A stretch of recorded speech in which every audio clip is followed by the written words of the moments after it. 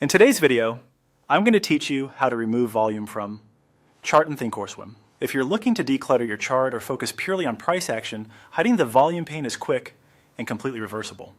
Let's walk through it together, step by step, so you can make the change with confidence. First, open the Thinkorswim platform and make sure you're on the main workspace. Once it's up, look toward the top of the platform for the charts area. You want to be on the standard price chart view, so bring that to the front if you're not already there. When your price chart is visible, we'll make a small settings change that controls whether volume appears as a separate lower pane. At the upper part of the chart window, find the Styles menu. This is the menu that lets you adjust how the chart looks and behaves. Click Styles to open its dropdown. In that menu, select Settings to open the Chart Settings window.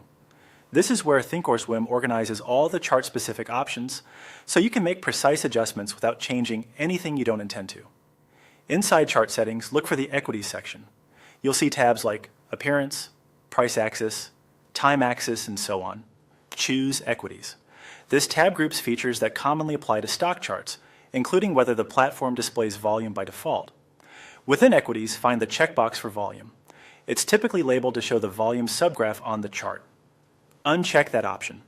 This tells Thinkorswim to hide the built-in volume panel beneath your price candles or bars.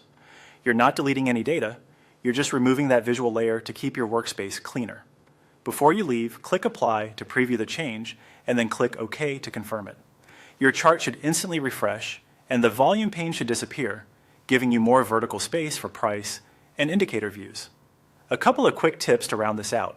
If you still see a volume display after unchecking it here, it might be coming from an added study rather than the built-in volume pane. In that case, verify whether a custom indicator is plotting volume. Also, if you ever want volume back, just return to the same Equities tab and recheck the box. Apply and OK will put it right where it was. That's all there is to it.